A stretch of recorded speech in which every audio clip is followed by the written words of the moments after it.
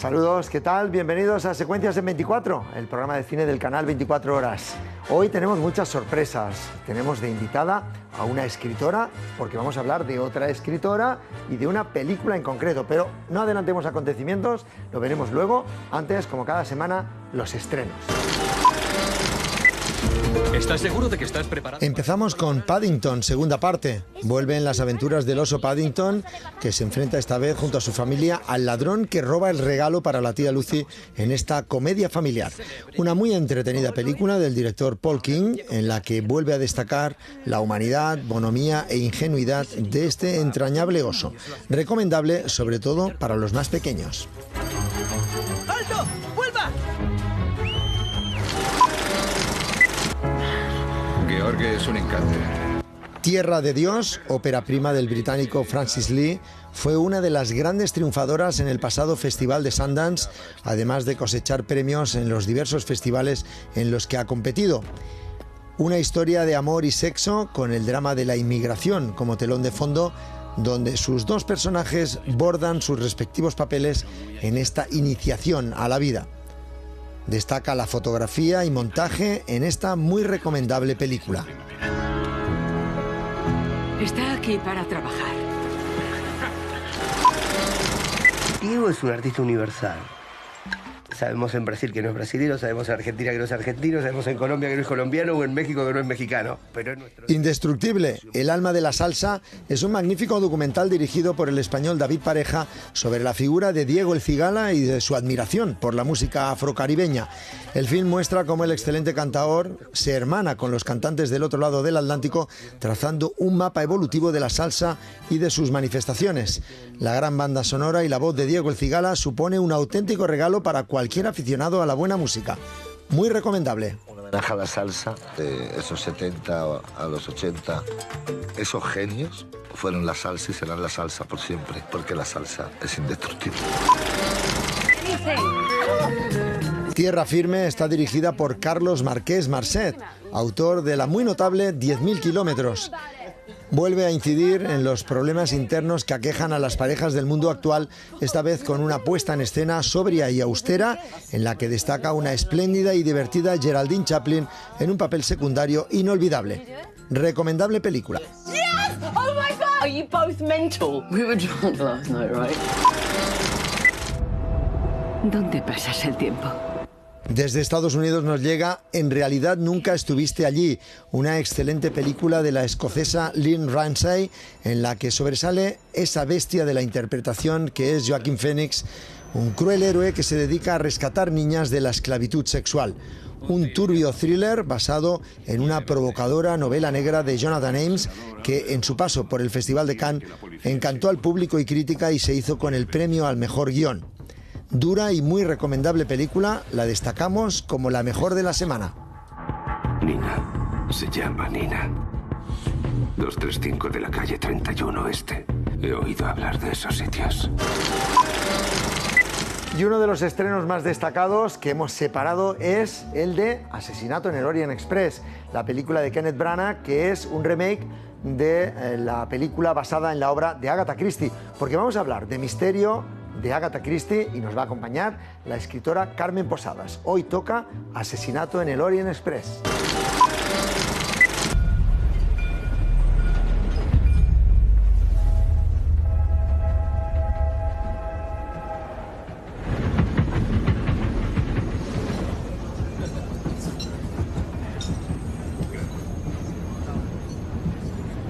¿Qué tal? Buenas noches de nuevo. Pues Asesinato en el Orient Express es la película que hoy nos sirve de gancho para hablar de una de las mejores escritoras, al menos de las más leídas de toda la historia, Agatha Christie.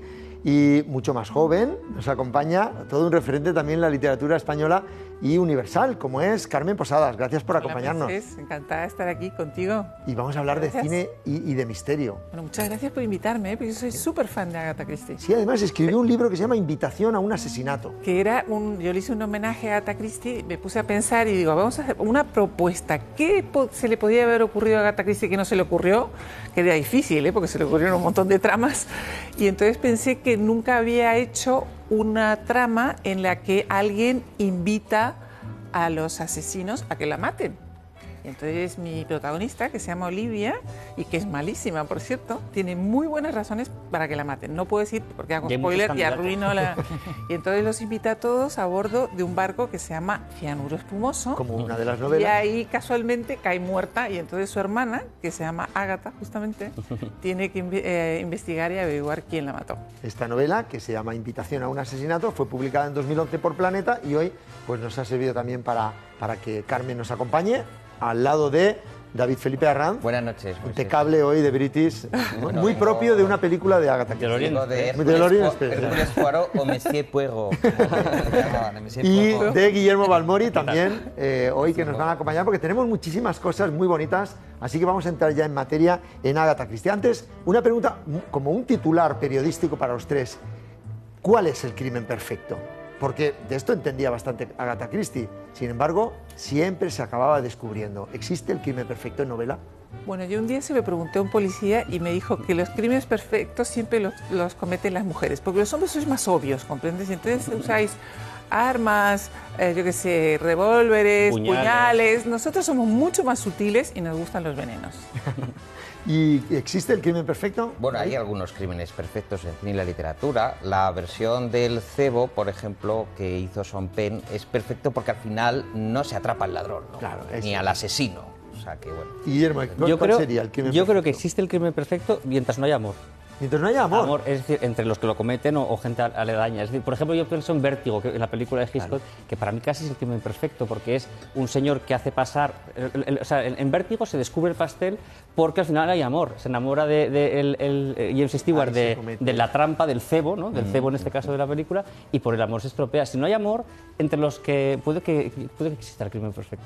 Bueno, pues Agatha Christie sabía muchísimo de lo que eran los asesinatos. De hecho, esta mujer que pasó a la posteridad, pues se llamaba Agatha Mary Clarissa Miller y que se convertiría en Agatha Christie, vendió más de 60 novelas, está considerada una de las más leídas de toda la historia. Bueno, es que con Shakespeare y con la Biblia es la tercera en lengua anglosajona más leída de la literatura, por lo menos en esa lengua, ¿no? Las traducciones de la Biblia en inglés. Y que además, bueno, era una entendida en cianuros, como nos explicaba hace un momento también, en cianuros y en venenos, pero sobre todo creó dos personajes magníficos. Hércules Poirot, ese belga, y esa Miss Marple entrañable, que con esa flema... Hércules Poirot era un personaje muy característico, era belga además, o sea, cara de huevo, siempre lo anunciaba así.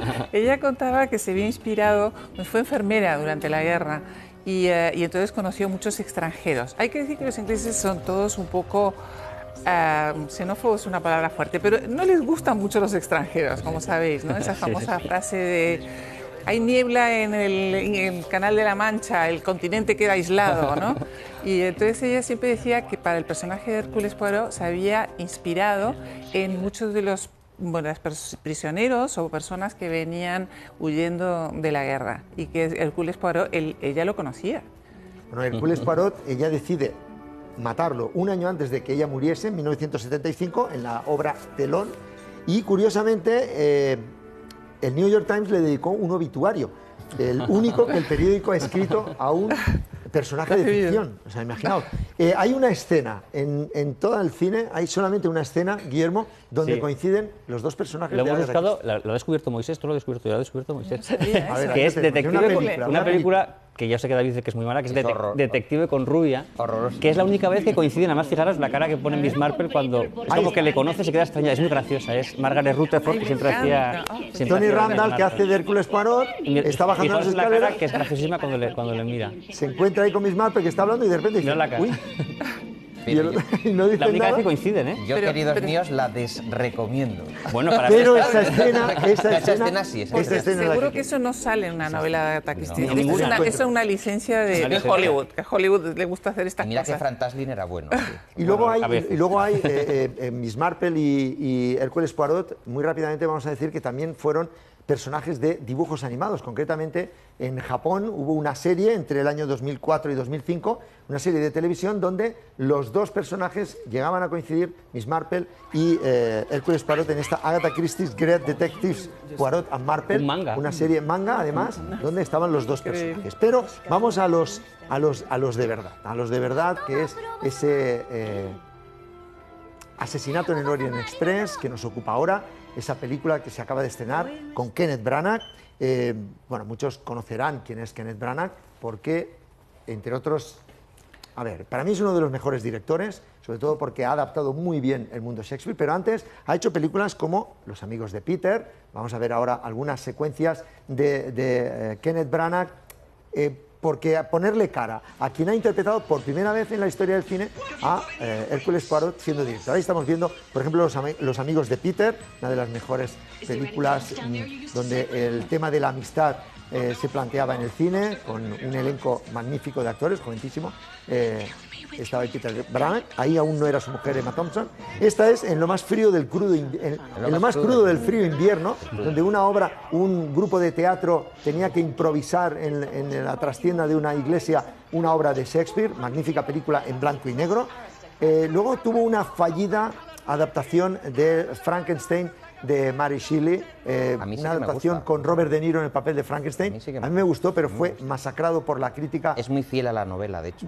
La más fiel de las novelas, de las adaptaciones a la novela, pero no lo entendió así la crítica y en Estados Unidos fue un auténtico fracaso. Pero nos quedamos con dos obras maestras, que es este Hamlet de 4 horas, donde había un reparto excepcional, de los mejores actores del mundo que estaban participando, uno de los últimos papeles de Jack Lemmon, este Hamlet que interpretaba el propio Kenneth Branagh cada vez que dirigía, y después yo me quedo con su obra maestra, que es Enrique V. Hombre, yo también. Enrique V, que le valió la nominación al Oscar en 1989, donde ahí se empezó a comparar con el nuevo Laurence Olivier. Bien, pues este es Kenneth Branagh, el director, actor, luego hizo Thor y otras películas. El director, actor de esta película que nos ocupa hoy, que es Asesinato en el Orient Express, del cual vamos a ver también, mientras hablamos, una secuencia. Hay una conexión con Hitchcock entre Kenneth Branagh, porque Morir todavía, que es una película que él hace, es muy hitchcockiana y él es un apasionado de las tramas inglesas detectivescas. Y luego, de la que ha seleccionado Moisés, Enrique V tiene el mejor fragmento shakespeariano en el cine, que es cuando Derek Jacobi interpreta el coro en cuando dice "Oh, what a muse of fire". Todo ese prólogo. Vamos a hablar de esa magnífica obra. Eso será con permiso de Orson Welles, ¿verdad? Hombre, ya, pero digo ese momento. No nos desviemos de Agatha Christie, que es quien nos ocupa, y de esta película. Bien, vamos a hacer una película que recomendamos que vean simplemente por volver a ver ese asesinato en el Orient Express, pero sobre todo también porque tiene un plantel de actores sensacional. Como la anterior. Como la anterior. Judi Dench, está Michelle Pfeiffer, está Penélope Cruz, el propio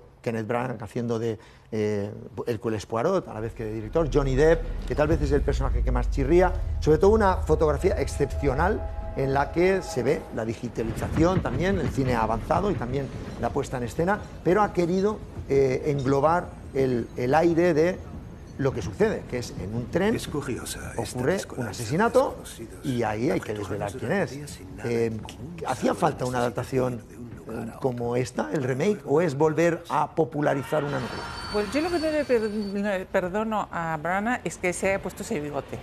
Es que no le pega nada. No ha leído con suficiente cuidado, él que es tan meticuloso, la descripción de Hércules Poirot, porque se nos ha puesto un bigote como de el gato pardo o una cosa así. O sea, no le pega nada. Sí, es verdad que la gente dice, bueno, este no es el Albert Finney que teníamos acostumbrado, Peter Ustinov, es más delgadito, más complejo, pero ¿qué tenía Hércules Poirot? Chispa, humor. Sí, era un punto ridículo. Es que me parece que ese punto no lo tiene, ¿no? Sí, le ha salido demasiado inglés. Ya. Este Hércules Poirot no es belga, sí, es inglés. Y luego, además, que competir con Sidney Lumet, pues es todo un reto, porque es que daos cuenta de la original, Sean Connery, Anthony Perkins. Y ese reparto, el Oscar de Ingrid Bergman, ¿eh? Vanessa Y claro, Redgrave. Sidney Lumet es Sidney Lumet. O sea, ahora iremos a esa adaptación de 1993, de 73 de Sidney Lumet, pero antes Penélope Cruz es la única española que está en ese reparto lujoso y, bueno, pues en la rueda de prensa de presentación de la película le preguntaban qué ha supuesto para ella participar en esta película y sobre todo trabajar a las órdenes de Kenneth Branagh. Y nos decía esto de cómo se había vivido ese rodaje. Es el grupo, es un trabajo en equipo. También es la manera de trabajar de Kenneth, ¿no? Y viene del teatro y lo que trae al rodaje. El director marca mucho, ¿no? El tono de cada día en el rodaje y no había muchos egos en ese tren.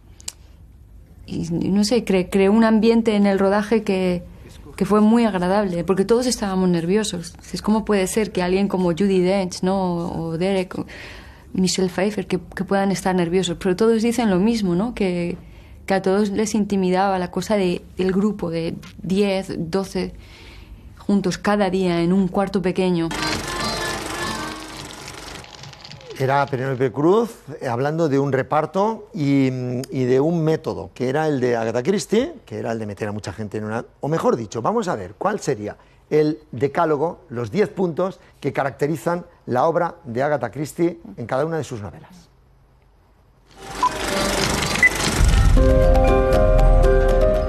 1. Exposición de los personajes, muchos de ellos sospechosos del crimen.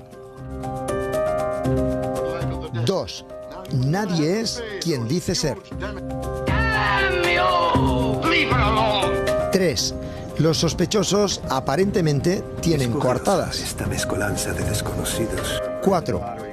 Siempre en espacios cerrados y, si puede ser, en lugares exóticos. 5.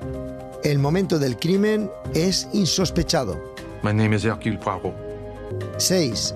El detective, Miss Marple o Hércules Poirot son personajes flemáticos y muy equilibrados. Que no era un personaje real, sino un señuelo para confundirme. 7. En la investigación hay que descartar las pistas falsas. 8. El móvil del crimen es el más imprevisible. 9. El caso se resuelve en una exposición pública de la investigación. 10. La hora del crimen y el arma del homicidio están perfectamente definidos.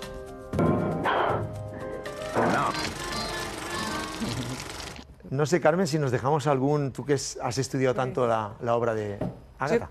Yo creo que después tiene otra característica, y es que Agatha Christie nunca tiene escenas violentas. O sea, no hay nada gore, a diferencia de, por ejemplo, la novela americana, que hay mucha sangre, mucho muerto, mucho ketchup y cosas. Aquí es todo muy sutil, muy suave. Ella decía que, siempre se preguntaba, ¿no?, cómo trenzaba estas tramas tan perfectas, y ella decía que empezaba siempre por el final. O sea, que ella sabía quién era el asesino, y sabía, y por tanto podía ir tirando del hilo hacia atrás. Sobre todo era una mujer extraordinariamente inteligente, porque yo creo que ella ha quedado, o sea, su talento ha quedado opacado por su enorme éxito comercial. Tiene 2 novelas que a mí me parecen, 3 obras que a mí me parecen maestras en cualquier género. O sea, ya no es el género policíaco, sino como novela. Una es La muerte de Roger Ackroyd, que yo creo que está considerada la mejor novela que se ha escrito nunca. Y después Testigo de cargo, que es espléndida, y a mí me gustan mucho también los 10 negritos. Has dicho 3 de las... Bueno, el asesinato de Rogelio Ackroyd no es tan conocida, pero los que lo hemos leído coincidimos plenamente en que está considerada por el Círculo de Escritores Universales como la mejor novela de misterio de todos los tiempos. Estamos viendo algunas imágenes de las películas de Hércules o de Miss Marple, algunas de las películas que vamos a ir relatando en estos minutos. Por supuesto, hemos visto antes Muerte bajo el sol. Todas tienen unas características, y es el gran reparto también, después vamos a hablar de ello, pero sobre todo la trama. El espectador, al igual que el lector, se engancha, ¿verdad?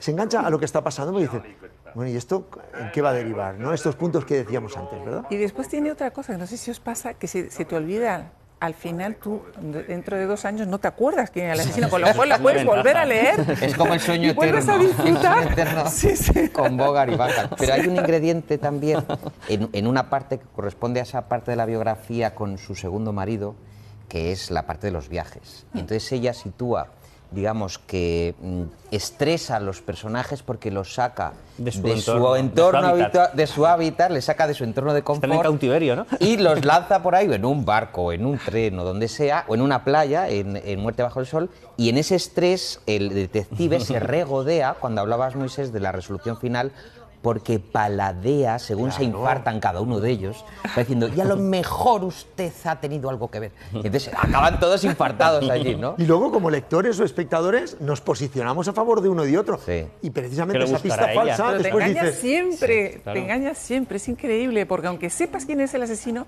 no sabes por qué, ¿no? Es que aparte de inteligente tenía que ser una mujer culta, porque claro, maneja un mundo y unos conocimientos Bueno, de todo. hasta el punto de que manejó tan bien el misterio que durante 11 días Agatha Christie desapareció del mapa. Desapareció por una circunstancia que ahora, mientras vemos las secuencias de la película en la que está basado ese relato misterioso que se llama, la película precisamente Agatha, y lo vemos con Vanessa Redgrave en el papel de Agatha Christie. Dustin Hoffman era otro de los personajes importantes. De repente desapareció. Carmen, muy rápidamente, ¿qué pasó ahí? 11 días. Bueno, ella estaba casada con un señor que se llama Archibald, que era guapísimo. Ella debe decir que era bastante fea. Tenía otras muchas Era como virtudes, Margaret pero Rutherford, era muy Margaret Rutherford. Sí que se parecía. Sí, ya te digo que sí. Y entonces, bueno, acababan de tener una niña, Rosalind, ella tenía muchísimo éxito, ella había publicado la muerte de Roger Ackroyd, se había convertido en un personaje, y de repente Archibald viene un día y le dice, querida, me quiero divorciar. Y entonces ella entra en una depresión y un buen día desaparece y nadie sabe dónde está. Durante 15 días lo busca por toda Inglaterra. Imaginaos que desaparezca en Contaban que había 1926. como 15.000 personas buscando a Agatha Christie por todos lados. Lo único que aparece es su coche, que está aparcado al lado de un lago. Dentro está su carnet de identidad y su abrigo. Con lo cual te hace pensar que, claro, que se ha ahogado. Bueno, al cabo de todo ese tiempo que no la encontraba por ninguna parte, aparece, alguien la reconoce en un pequeño hotel donde se había registrado con el nombre del amante de su marido. Con lo cual conociendo su mente calenturienta, te da, Paulo, a pensar todo tipo de cosas. ¿Qué quería? ¿Quería suicidarse y echarle la culpa a Archibald o a Lo que está claro es que el motivo de la desaparición fue la otra, claro. Y esta película es recomendable, se llama Agatha y está muy bien, porque además refleja, es el único testimonio fílmico de esos momentos. Asesinato en el Orient Express, ocurre en un tren, y es que, Guillermo, nos hemos encontrado que el tren en el cine, y hacemos una muestra muy breve, pero vamos a reflejar que ha servido como elemento de miedo. Como escenario de crímenes, o de planear crímenes, o de desarrollar crímenes. A Hitchcock le encantaba. Nosotros hemos seleccionado 3 películas, Extraños en un tren, que es la más evidente, que se planea un asesinato en el tren. Que sale su hija también, ¿no? Sí, Patricia. Sale Patricia Hitchcock. Con las gafas. Sí, con las gafitas. Sí. Alarma en el Expreso, que es la que estamos viendo, que es una Miss Marple casi, ¿no? También, la protagonista, que Hitchcock también es una especie de Orient Express, ¿no? Un poco de andar por casa. Es un pre-Orient Express. Bueno, pre-Orient Express no a la novela, pero sí a la película. Extraños en un tren, que es la que estamos viendo, ahí es donde se conocen ellos y planean el crimen. Y luego está La sombra de una duda, que es quizá menos conocida, pero si os acordáis, además fijaros, en Extraños en un tren, el cameo que él hace, entra en un tren con no sé si os acordáis, con un contrabajo, y en La sombra de una duda, que es esta, estás viendo la escena. El tío Charlie. Es cuando le asesinan en el tren, él está jugando a las cartas en un vagón de tren. Es la aparición que tiene en esa película. Es decir, Teresa Wright, además. Es una película impresionante. 39 escalones, por ejemplo, también. Bueno, y con La muerte de los escalones, que no es, lo utiliza con cosas, con fines sexuales, casi. Cuando se publicó Asesinato en el Oriente Express en Estados Unidos, le tuvieron que cambiar el título, porque había una novela de Graham Greene que había salido por la misma fecha que se llamaba El Oriente Express. Y entonces, en Estados Unidos, esa película, la novela se llama El tren de Calais.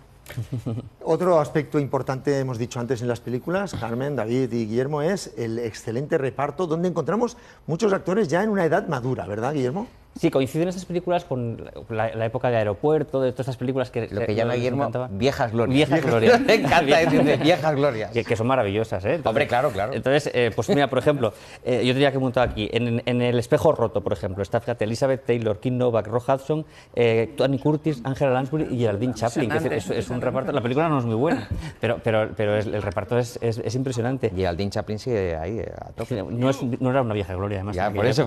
Bueno, la hemos metido aquí. Y Y en el Orient Express, fijaros, Lauren Bacall, Ingrid Bergman, que tiene su tercer Oscar como actriz secundaria. ¿Se lo dan por esta película? Por esta película. Se lo dieron quitándoselo a Albert Finney, que era el que más sonaba. Como actriz secundaria. Tiene 2 como actriz principal, por Luz de Gas y Anastasia, y este por secundaria.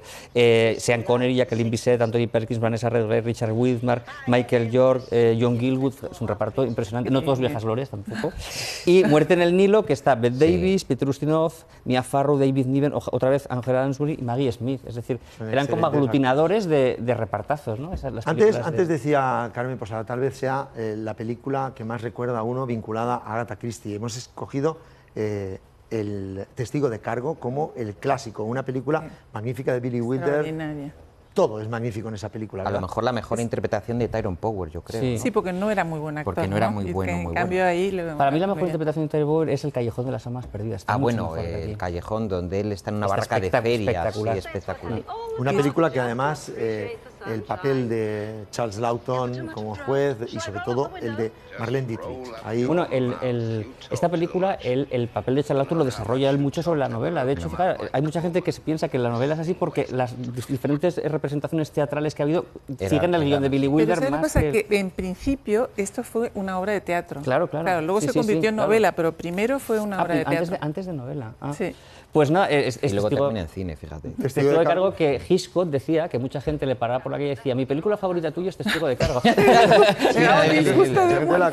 Y es de las poquitas veces que Billy Wilder, es Billy Wilder, es de las poquitas veces que Billy Wilder adaptaba un guión que no era suyo. De hecho, me he cogido aquí una declaración de él, que yo no estoy de acuerdo con ella, pero que él decía: no me gusta adaptar a la pantalla obras teatrales. Conceder un Oscar de la Academia a un hombre que adapta una obra teatral es como conceder un premio de escultura al hombre que sacó un molde de la Pietà de Miguel Ángel y la trasladó del Vaticano a la Feria de Nueva York. Yo no estoy de acuerdo en eso, pero bueno, es una broma intelectual. Una película que hay que ver siempre y que se han hecho adaptaciones teatrales, que tiene que también ver con que el cine de Wilder está bien, es lo que hemos dicho de Agatha Christie, de que nadie es lo que parece. Fijaros, con Falas Loco no son lo que parecen. El mayor y la menor, que Moisés sabe de ella porque escribió un romano de Billy Wilder, que Ginger Rogers se hace pasar por niña. Sabrina, que la hija del chofer se hace pasar por es decir, nadie es lo que parece. Irma la Dulce, el policía, que se hace pasar se disfraza de conde o de marqués. Esta película además tiene una fotografía en blanco y negro que remarca, ¿verdad?, el carácter misterioso. Claro, es como cine negro, ¿no? Claro. Y luego además está, si no me acuerdo, Elsa Lanchester, que era la mujer, que era marido y mujer Charles Lawton, en la vida real, que era la novia de Frankenstein. Elsa Lanchester, pero era la enfermera de era marido y mujer, la mujer de Charles Lawton. Bueno, dicen que ella era lesbiana y él era gay y por eso se casaron. De hecho, Billy Wilder declaró que Charles Lawton estaba enamorado de Tyrone Power. Eso lo he leído yo. Bueno, muchos era muy guapo. La película que hemos querido seleccionar como el clásico. Mira, hay una frase, Moisés, que yo tenía aquí, que es de mis favoritas del cine, que la dice Marlene Dietrich, dice: yo nunca me desmayo porque no estoy segura de caer con elegancia. No se puede acabar mejor una referencia a Testigo de Cargo de Billy Wilder de 1957, una película que tienen que ver para entender cine en estado puro.